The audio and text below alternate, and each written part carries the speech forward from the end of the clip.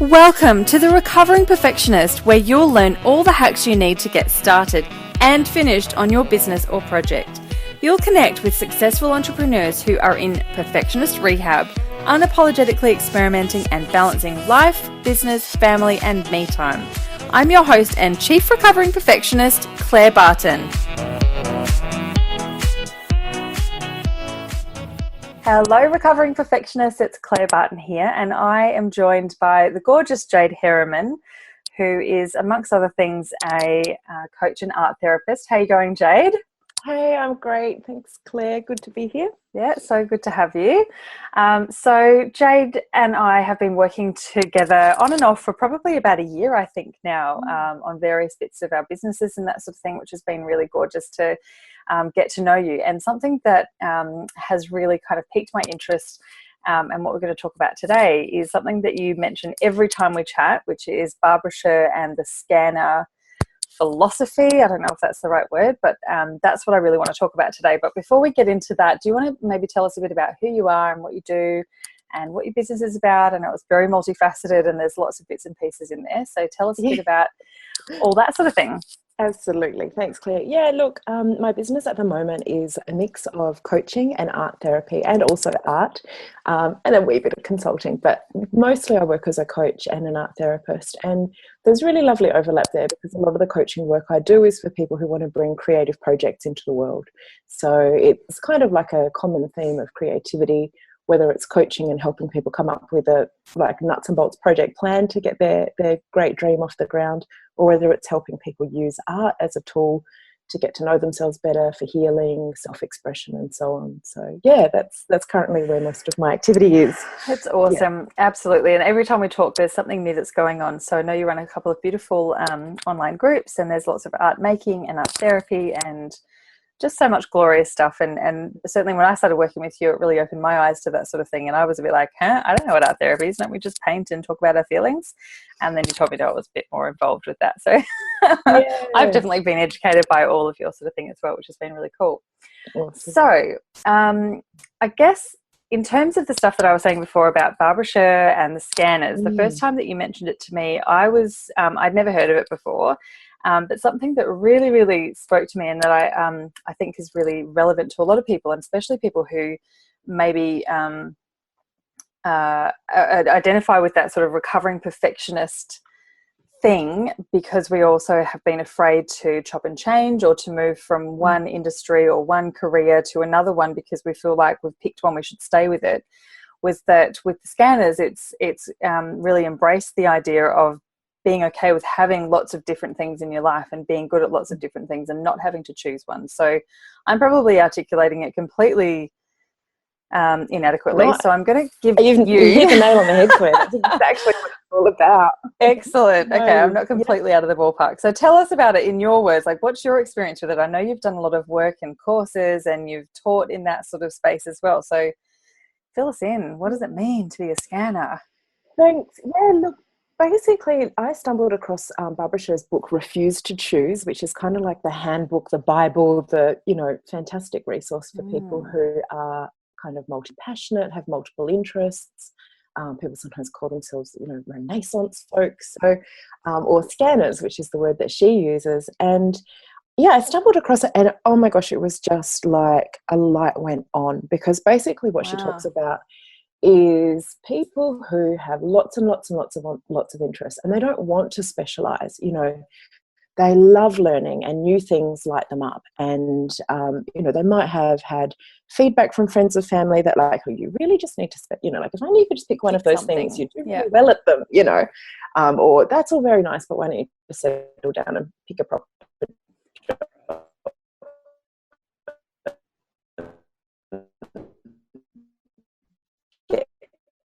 To it kind of thing. So what's awesome about her picture, like learning new things, and they like experiment and learn and don't want to put themselves in one box. And not only is that okay, there's tools and strategies you can use for how to actually manage that and you know, a productive life, whole day.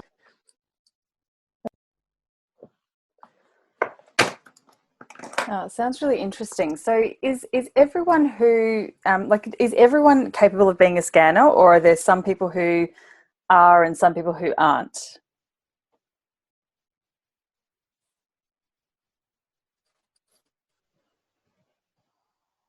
She tends to think there are just some people who are. I tend to think maybe it's a bit of a spectrum, like everything's a spectrum these days, but, you know, because of course everybody has multiple interests, right? Like even if you're a, you know, dyed-in-the-wool transport engineer and you love trains and your whole career has been transport engineering, you probably still watch Netflix. You know, you might well do gardening, you could enjoy cooking. So I think humans naturally do have a range of parts of themselves that need to get expressed in the world. But what she talks about is kind of people who have that at an extreme level where maybe even in their professional lives, they're not content to just go, oh, I'm a dentist and that's what I'll be for my working life. Or perhaps they have a series of professional roles and they spiral through those. Or maybe they are a dentist, but being a dentist isn't enough. They also want to be an amateur playwright, and they want to, you know, write poetry, and they want to do other things. And that those things are just as important, if not more, to their sense of well-being and identity than the professional role is. Yeah. And I mean, I have 1,000 questions, so I'm just going to keep asking questions and we'll just sort of come back around to it all, I'm sure. Yeah. So there's a lot of talk around millennials and Gen Ys especially being, you know, more open to having lots of careers and that sort of thing. I don't know that I've ever heard the word scanner in that sense, but I guess that's kind of what they're saying. But I know for, you know, our generation of our parents, they were kind of big on, you know, they went to uni and they got a job and they worked at a company. They might have changed companies a few times, but they were kind of always in the same career, in the same industry, doing the same sort of work. And that's kind of the thing. And, you know, for, I don't know for you, but certainly for me, I've changed careers quite a few times and I definitely get some of the eye rolls like, oh, what's she doing now sort of thing. But it's definitely become a lot more normal and almost encouraged. And there's still some people who like don't get it, obviously, but it's definitely a generational thing that seems to be a lot more okay, because, you know, they also say that something like, I don't know, 85% of jobs that will be around in 20 years time haven't even been invented yet, because we don't know where technology is taking us and all that sort of thing. So amazing. Is scanner a thing that is also affected culturally and by societies that we live in terms of the norms of what you do after you finish school and that sort of thing? Look, I think that it's a really great question, because on the one hand, you've got like, what is somebody's interest and what are their interests drawn to? And for some people, Barbara Sher calls them, you know, maybe like a diver or a serial diver, maybe some people's interest naturally sticks to one area and just goes really deep. So whether they work in that field or not, that's where their interest goes. Whereas other people's is kind of more of a wandering interest. And she talks about like the bumblebee analogy and says, well, you know, we don't think bumblebees are bad or, you know, losers or can't commit just because they go from one flower to the other. Yeah, right. They stay at that flower till they've gathered the nectar, and that's what they're there for. And then once they're full of that, or pollen, sorry, and then they go, right? Yeah. And that's fine. And so it's about like, what is your nectar and how long does it take you to get it? So for some people, it might be going to a one afternoon woodworking workshop, kind of scratches that itch and they're done, and that's great. And they've learned about woodworking and they just go file that away and move on to the next thing. Whereas someone else might find that's an interest they want to stick with for a year or a couple of years, or that they come back around to again and again. And so that's the interest. But then what you're talking about is the cultural context. And I think it's such a great question. You know, I've seen some kind of essays and analysis saying that this skill of flexibility and the skill of being able to move across different jobs and take your skill set with you is obviously something that's going to be more needed as jobs become shorter, contract roles, and that we're starting to realise that people have process skills that are separate to their content skills. And so for some people, being able to move across those different topics and bring their fabulous systems analysis skills or communication skills or whatever those skills are, that actually they're quite flexible. So yeah, look, I think what you say makes sense to me, that there is more scope for it. There's maybe less stigma about that kind of movement now. But yeah, I don't know, watch this space, I guess. Amen. Yeah, I love it. And I really do. I really do love the opportunities that we have these days. And I think if we talk about it in the context of starting your own business, I feel like this business that I'm running now is my fourth business, but I feel like I'm already in about the fourth iteration of this business because it keeps kind of changing. And, you know, when I first started, I said I'm really techie, and then I discovered that I wasn't actually as techie as I thought I was, because in the context of my old role when I was in corporate, I definitely was one of the more techie people in the team. And then I came into online business, and there was a whole world of stuff that I'd never even heard of, let alone gotten good at, let alone became a master of, and that sort of thing. But, you know, I definitely chopped and changed and said, I'm going to focus on this, and done that for a little while. And, you know, when I talk about things, especially when I'm working with startups and that sort of thing, it's kind of about that everything has to be an experiment, and you don't know what you don't know until you know it, and until you give it a go. And there's often things that you say, oh, I'm really good at this, and I'm definitely going to do this. It's definitely part of my business model. And then you do it a couple of times and you think, oh, that wasn't right. Or I really enjoyed that, but I don't want to do it for other people. Or I just want to do it for myself, but it's not going to be part of my services or something like that. So in that sense, how does being a scanner kind of apply to starting a business, having a business, changing your businesses, and how do you make money if you're moving around, if you're sort of chopping and changing between different passions or areas and that sort of thing quite frequently? Is it a profitable way to run a business? Can you make money doing it that way? Yeah, I mean, it's such a great question, and I've only been working, in my own business for like 18 months now, full time, and so I'm probably, ask me again in 5 years how it's panned out. But I guess, what Barbara Sher says, and I think this is really interesting, is that she actually challenges the notion that all of our interests have to be in our professional roles, because there is this sense that once we're good at something, that's what we need to focus on to make our income. And this doesn't relate directly to your question, but it's really powerful, I think, permission giving for a lot of people who find themselves with multiple interests. She talks about the good enough job. She says if you're interested in, 17th century poetry, it probably is going to be quite a niche space for you to make a full-time living out of that, unless you want to study it, get a PhD, teach it or whatever, find a job in a museum. So it is possible, but it might not be that there's lots of options out there. It might be that having a part-time job in a bookshop is a perfectly great way to structure your life. So this good enough job that she talks about is not soul destroying. It's not, working with bullies. It's decently paid. It covers your rent and frees you up then to spend time on the other aspects of yourself. So that's one thing. And I think that's quite countercultural in a way, because it's saying it's okay if your paid job isn't your ultimate expression of you in the world. It's also okay if you're not highly ambitious within a paid job. You can have these multiple parts of your life that come together as a puzzle to create this kind of rich and juicy life that you live.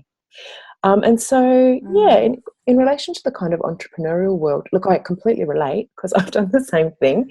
I feel like my first year in business was like an apprenticeship where I just went out there and ran I think I counted and it was like 54 workshops I did in that first year, art therapy groups. And I just wanted to get, runs on the board. And I didn't know who my people were because I felt like, well, I need to work with them and then I'll figure that out. So for me, it was absolutely trial by doing. And just like you said, then the changes. So I was kind of like, well, I can't keep running. I don't want to keep running face-to-face in live, locally run workshops because it limits my audience. So moving more on to an online space and then working with organizations. And so these waves of kind of development or growth that have happened, but they absolutely needed the step before to have happened. Absolutely. Like I couldn't be working with the organisations I'm working with now if I had no track record. And I was only going to get a track record by doing stuff. So looking back, it makes sense. And I think it's that thing about just having compassion for ourselves and also trusting our intuition and wisdom that maybe is expressing itself even when we don't fully consciously understand it. So at the time when I started to shift from leaving behind these like face-to-face workshops I was running to doing more series with not-for-profit organizations in the community sector, I thought, oh, what have I done? Like I did all that work to set those up and now I'm moving away. But just kind of rolling with what emerged in that kind of intuitive process, later I understood that it was actually a really smart and strategic shift I'd made, Yeah. and you know, it had lots of very clear logical reasons behind it. You know, so that they also, I think within our businesses there can be a little bit of what Barbara Sher talks about with the good enough job. So for example, I've started dabbling with some consulting work within the mix of what I do with my business, or doing some slightly better paid corporate work that then subsidises the work I do in the community sector. So those parts of the business can also come together to create a whole, and no one part, you know, I think it's okay to not want the business to be just one of those elements, but that a smaller, for example, I know an art therapist who works in community mental health and in mental health hospitals. And she said, you know, she really likes to do that 1 day a week. She gives a great contribution 1 day a week.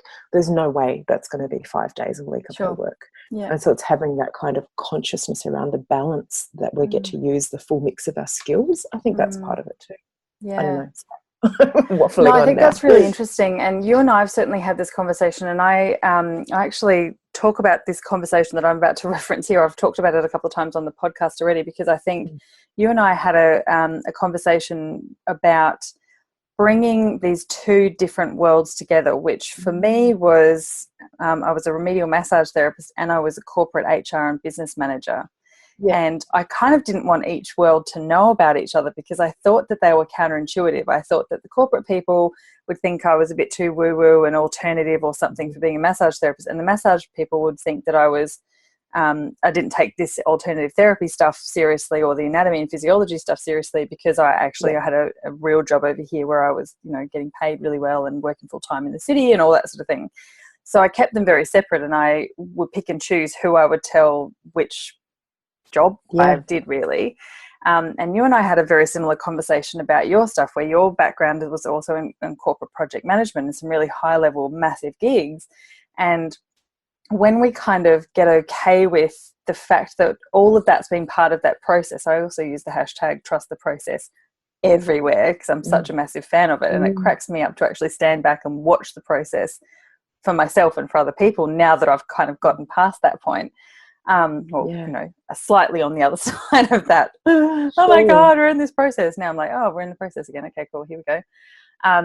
But it's this interesting shift when you can actually stock take all the stuff that you've got in your tool belt, or all your experience, whether it's your life stuff, your career stuff, your business stuff, your relationships, communication, people that have been in your life, trauma, happy things, like all the stuff that kind of comes together to get you to the point where you're at now.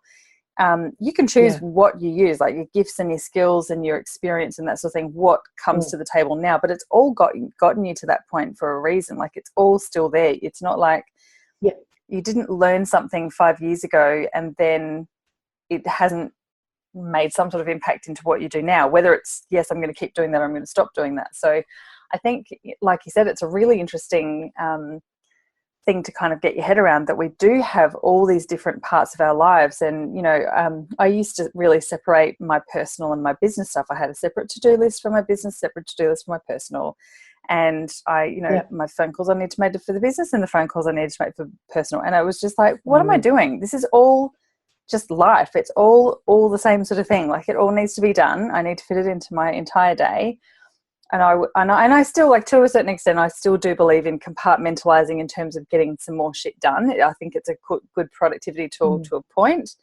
But in all of that sort of sense, separating everything and putting it all into these different boxes is very inefficient, because it's part of just how our days, like, we've kind of got off on a bit of a tangent there, as I tend to do. Well, no, because I think it's really rich and juicy what you're talking about. And I think that, I'm just like, on the inside, I'm just nodding, because there, for me, like, that really speaks to me about kind of why I made the shift that I did from the work I was doing previously as a, I was a researcher. I was working as an academic in a research institute, and we did a lot of big projects for government and corporates and so on. So very headspace, very professional, very informed by best practice and literature. And, you know, it was that kind of a world.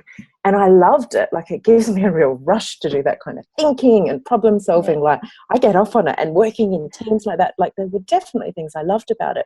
And of course, like, you know, trying to save the world, because my 12-year-old self who wanted to be an environmental scientist was still in me, coming along, Yeah. you know, wanting to work on sustainability. Scanner number one, scanner version number one. Yeah. So all of that, you know, so it was a great thing. But there was, so firstly, that thing about bringing all of who we are to what we do. I would have these, I did a lot of workshop design and facilitation in that space, but it was like people from the solar industry and what are we going to do about feed-in tariffs, or it was, you know, some other professional kind of topics. And I always felt like the professional masks were just on so tightly in those spaces, you know, that all of who we are wasn't welcome. And that's practical. It makes sense. You know, we don't want everybody, you know, it's not a self-help group. We don't want to hear the details of everyone's family lives. You've got a job to get done. You need to focus. But there was this kind of heart connection that I was noticing wasn't there. And every now and then I'd get the chance to run a workshop that was, for whatever reason, just a little bit deeper and a little bit more personal. And it was like something in the air shifted, you know, that thing of like where you get goosebumps or you feel connection, and people have been honest. They've dropped down into something that's a little bit more real, and it's resonated, and there's connection. And I would have those moments every now and then and think, I want more of that. I don't know what that was, but I want my work to actually have more of that heart. And then for myself as a perfectionist, so this does link up, I felt that there were only certain parts of my experience and my world that were welcome in that world. Yes. So it was okay to be a quick learner. It was okay to be smart. It was okay to be organised. It was okay to be this and that and this. It wasn't okay to have bad days. It wasn't okay to have anxiety. It wasn't okay to have hideous self-doubt or to have experiences of trauma. There was no space for that. There was no language for it. And so to me, that disconnect between my kind of competence versus my confidence at times was really painful, and so that was my own journey through perfectionism. So these days I get to talk about that stuff. Yay. Because it's actually part of my work. I don't have to hide it. I don't have to pretend that you know, it's all been easy or it's perfect. I don't have bad days. So that's been such a relief, being able to, like you said, kind of break down those barriers a little bit and somehow create a life or a business space for ourselves where we can express what we need to that feels right. Yeah. And I love that we get to make the rules. Another hashtag that I use a lot is I make the rules, because I do. And it's a really hard thing, I think, to start to remember when we first start a business. Like when we first start a business, we're like, right, I'm only going to work these many hours, and I'm going to take 4 weeks of holiday, and I'm going to do this, and I'm going to be there when the kids get home, and I'm going to do this. And like, you kind of almost really strict on yourself. And, you know, you almost accidentally get back into that corporate mindset of I've got to start at 9 and I've got to be dressed and I've got to put my makeup on and blah, blah, blah, all this sort of thing. And then you get a month in and you think, hang on a minute, I got out of that for a reason, because I wanted to not have to live in that world. And, you know, that sort of process kind of thing happens as well, which I think is really interesting. And the more that we give ourselves permission to actually make the rules and be okay with pushing back and saying no. Remember that thing, like actually saying no, because we can do that now. We can pick who we work with. We can pick the sort of work we do. We can pick the hours we do. We can pick how much we get paid. We get to actually pick all of that. And it's really freaking scary to start with, because it's almost like too much responsibility. They're all the things we want, but then when it comes to actually implementing them, we kind of accidentally get into the funk of needing a boss to give us permission, whether it's us or whoever. So I think that's really interesting. I got total goosebumps. You're right. Oh, go on. No, you're right. I love your Fridays that you do, your once a month day where you have a day of self-care. My nothing day. The nothing day. Such a great example of that. You know, it is amazing. It's life-changing. Yeah, it's every 4th Friday of the month, which is, I started in January because I realised that I just wasn't very effective at that time of the month. And I just needed to take a day where I didn't have to talk to anyone, and I didn't have to feel guilty for not talking to anyone. So it's part of my calendar, and I live for those days. I just love it. I drop the kids off. I usually go and get a massage or something, and it's fantastic. I don't have to put in an annual leave form. How good's that? So what I was going to say before is I got total goosebumps when you said there was a real disconnect between the competence and the confidence, and I completely resonate with that in one role in particular that I'm thinking of in the past, where I wasn't all that competent. It was kind of a new role to me, something that I really thought that I wanted to do. I got good at it very quickly, but I had a massive, dreadfully bad communicator as a boss, and we just didn't get along, and our values were very, very, very different. And to this day, I still kind of shudder at the thought of the whole thing. It didn't last very long, thank goodness. But it was the same sort of thing. And I was just like, there was a massive kind of rift in the ethics and the value system between me and what I was being asked to do, that I was just like, why is this a thing? And how do we kind of allow this to keep happening? So anyway, I won't go on any more about that. I totally get what you're saying. Yeah. I have one other question. So we've talked about like you've got lots of interests, so you've got lots of things that you want to pursue, or that you're curious about, or that you want to try, or that you want to immerse yourself in, and that sort of thing.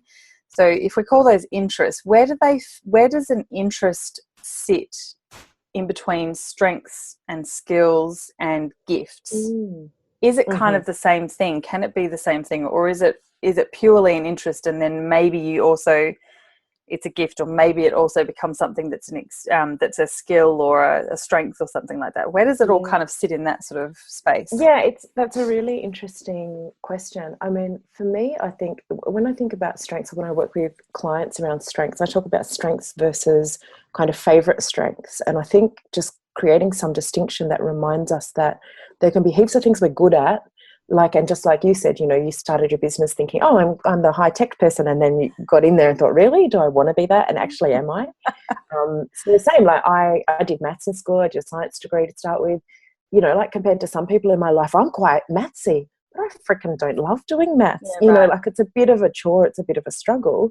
Playing in a spreadsheet is not my happy place, but there's other skills that I have, so I can do that. There's other skills I have that just fly from me, like they're just a joy to use. So they're actually my favorite skills because they feel great to use. They feel easy. In terms of interest, gifts?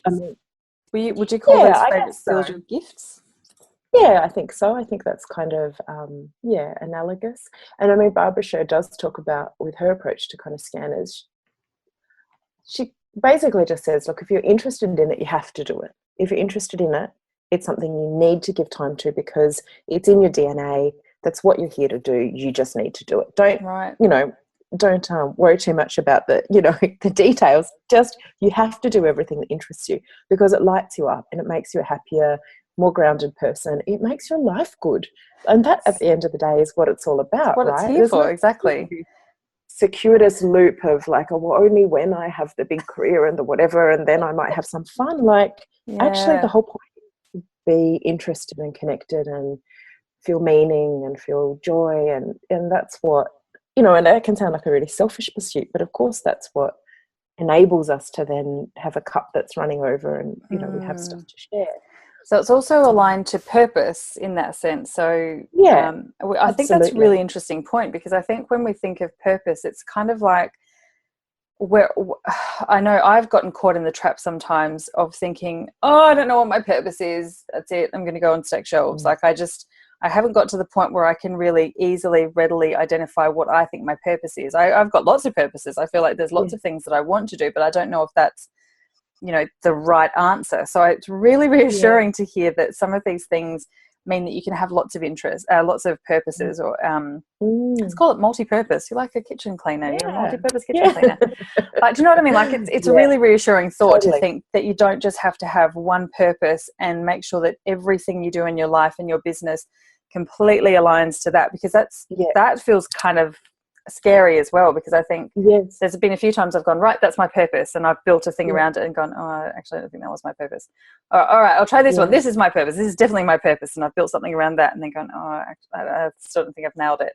And you kind of do that little up and down process. So that is music to my ears, to know that I might have lots of purposes, and there's lots of things that I can try that might fill those little purpose cups. So I'm happy about that. And also there might be lots of gifts that you can use in aid of different purposes or issues, or, I think made, I committed myself to a kind of a mission or an issue by aligning my career so strongly with environment and sustainability for years. Like that was my thing. I was going to bloody make a difference if it killed me. And it almost did kill me because the burnout I experienced was horrendous, because the thing is, I had a disconnect between what I thought was really important to do and I kind of intellectually wanted to do, and actually what felt good to do. Yeah, And right. so the working style, the types of tasks, I was like so often out of my comfort zone, just even like the way I like to work in terms of a quiet space or whatever. There were lots of things about my working environment that just didn't suit me. And I just pushed on through because, you know, get on with it, stop complaining, do the thing, because that's my mission. Yeah. But it wasn't a very self-caring approach. And so now what's been great about starting my business is to be able to clear the decks almost and say, well, just get on with it. And I'll also at the same time observe what are the things that I do even when I'm really low energy, because actually they're a breeze. Or what are the things that I do because I can't help not do them because they're so fascinating, you know. Yeah. And then try to figure out, well, that's interesting. I know that about myself. Now, how do I make sure my life's got a lot of that stuff in? Which is not to say that it's always fun doing the things we love. And I think that's a bit of a misconception as well, because you know, I work with people who are trying to write their book or do more filmmaking or do these things. And I, for myself, have areas, like there's lots of creativity that I'm really comfortable with and is part of my life. But then there's little areas that are close to a deeply held dream or a wish that are really hard to work on, you know, and they're really hard to make those steps of making them public, because when we've got a wish that's really tender and really deep and really, you know, we've held it for a long time, it's also so much vulnerability in there. Very and that's vulnerable. where the perfectionism comes in as well. And we think, well, if it's not going to be the best book in the whole world, why bother writing it? Why would I even start writing it? Right? I know. Yes, I do know exactly what you mean. And I'm a massive fan of Brene Brown's work and all the vulnerability and courage and that sort of thing. And, you know, every time I put on an audiobook or I watch a TED talk or anything on YouTube that she's done, I'm just about in tears, because it is always so bloody true and it hits home. Like she really does sort of hit on that thing. She talks a lot about perfectionism as well, and you know, the way that she talks about it is that it's very much can be an avoidance thing. We don't actually care if it's perfect. We're just trying to avoid it not being a total stuff up and looking stupid or being embarrassed or failing or all of that sort of thing. So I think that's a really interesting thing, and it's definitely sort of the basis for a lot of people who I work with who are here or who are in my group and that sort of thing, who say things like, I'm a recovering perfectionist, and I'm, you know, it's an internal rehab, and you know, we're never going to get completely over that, because human nature, you know, there's always going to be fears and doubts and that sort of thing. But what would you say, and you know, I mean, you're a coach, I'm sure you do this all the time, what would you say in that sort of sense, like to yourself, what's your best advice on writing the book or doing the exhibition or putting that product out there, or you know, all of that sort of thing? Like how do you kind of get past that the first step is to not beat ourselves up about it. I think the first step is to not think, A, not believe it, and B, not beat ourselves with a big stick just because we have it, right? So Barbara Sher calls it resistance, and she says it's like perfectly natural. Anytime an organism wants to change direction, its body kind of says, well, stop, because there might be lions that are going to eat us. Like, let's just do the comfortable. You know, our brain wiring wants us to do the habitual. It takes less energy, it's safe, you know. So when you kind of frame it like that, it's like, well, it's not a moral failing. It's not because I'm gutless. It's not because necessarily my book would be crap, but I'm feeling resistance. Okay, so what am I going to do about it? And stupid brain. The techniques about, brain, thanks for that, reptile brain.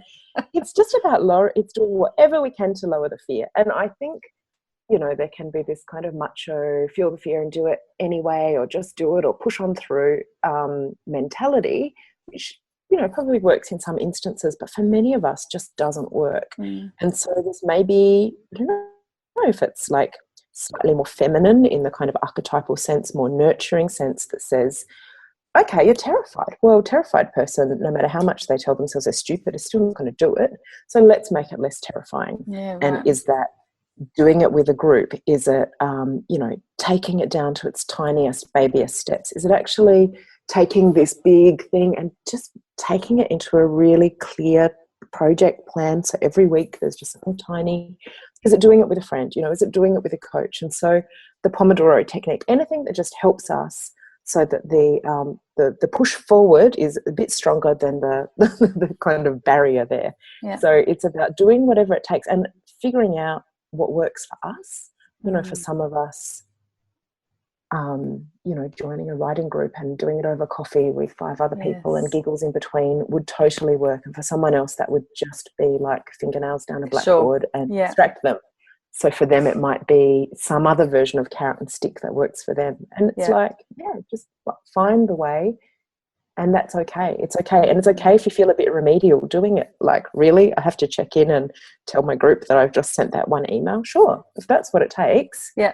to build the courage to do the thing, use it, you know. Great. We I get love supported it. in all sorts of areas of our life, you know. So there's no shame in getting support, you know, whether it's a group or Yeah. friends or peers or a coach or, Yeah. Yeah, I love it. I think that's really, really, really great advice. And it's it makes it so much more doable when you've either got, you know, like you said, an accountability buddy or someone who can kind of hold your hand or someone you can drink wine with and laugh about how bad that first page of your book is and still do the second one or something the next day. So, yeah, awesome advice. I had one more question about the scanner and the business and that sort of thing.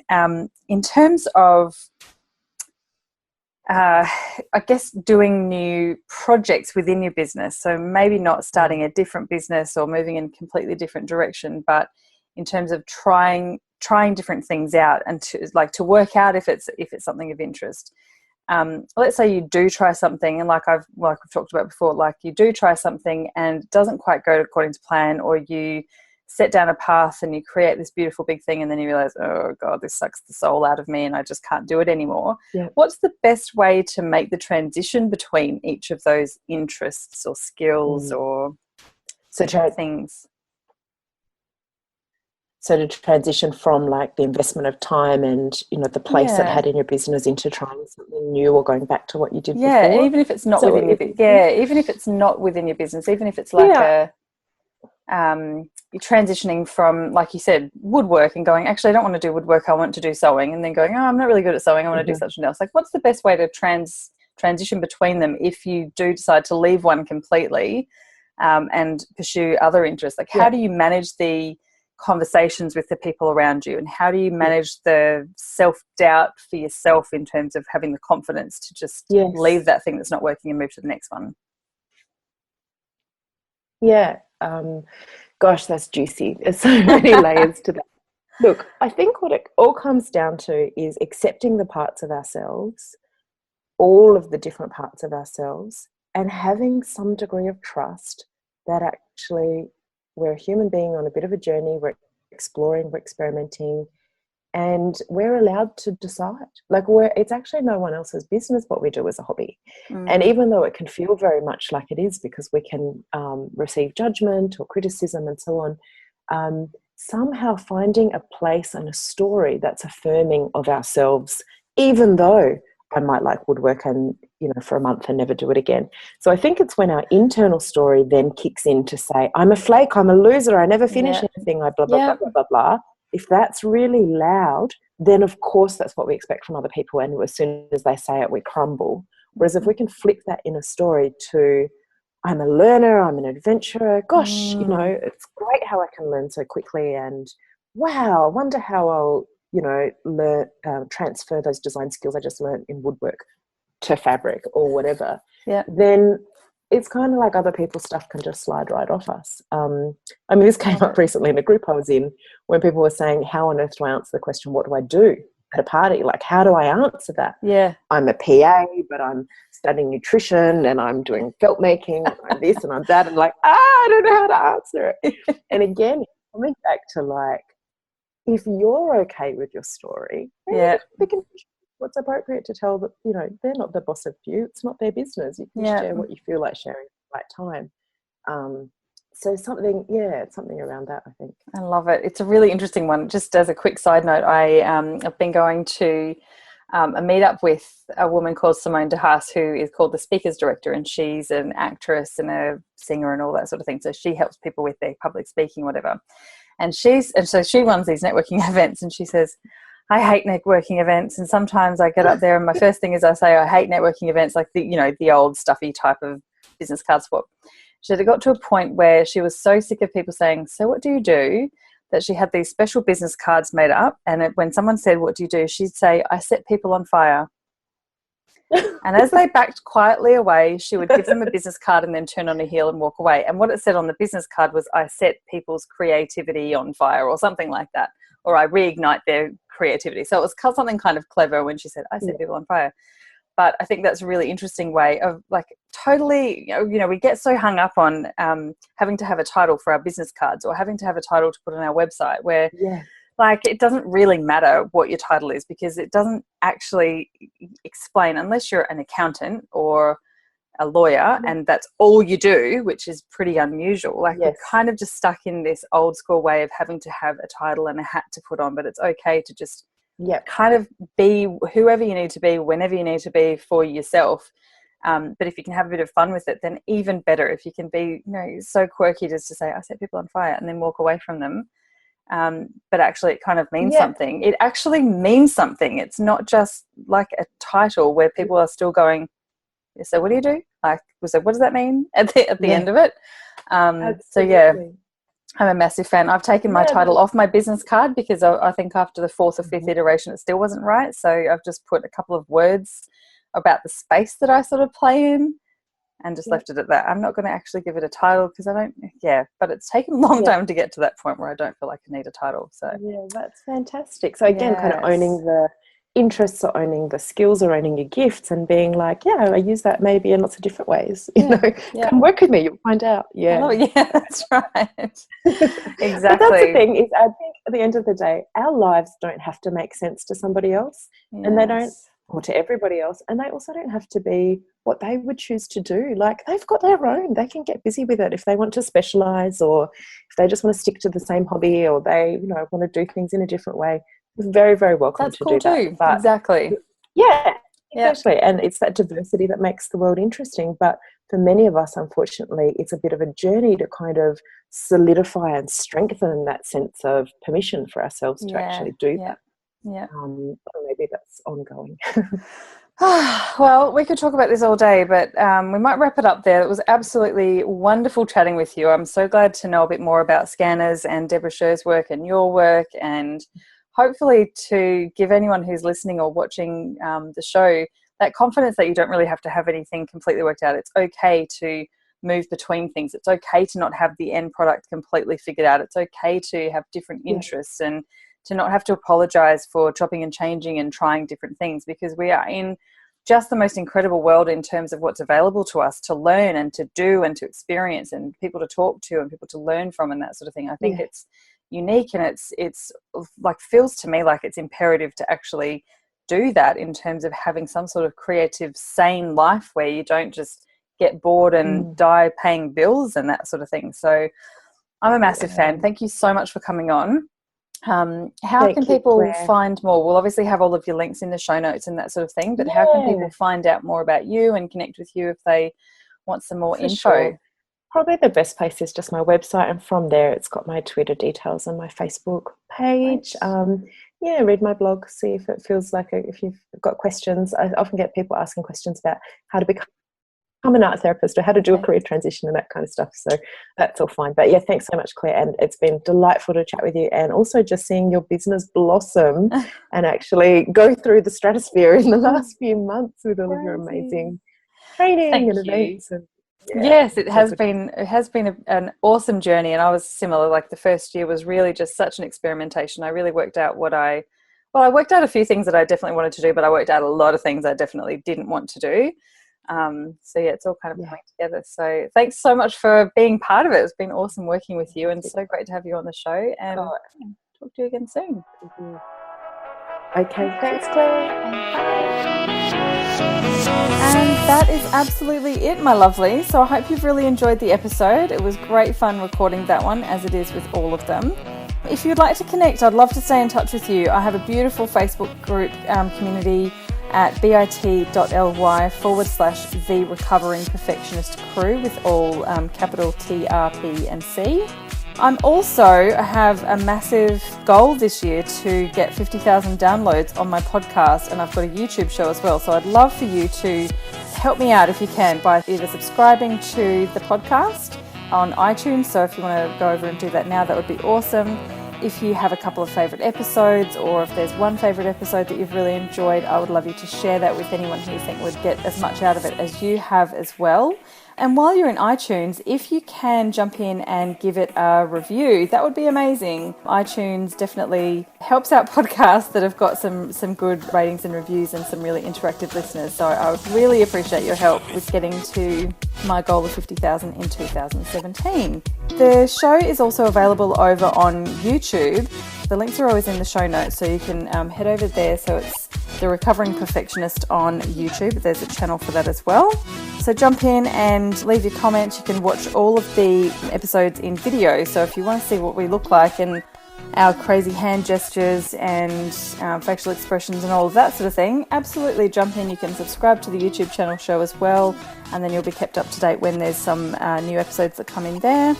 So yeah, love your support. And if you want to shoot me an email, it's hello@clairebarton.com.au. Always happy to receive your emails and open up a conversation. All right, big love. I'll chat with you soon. Bye.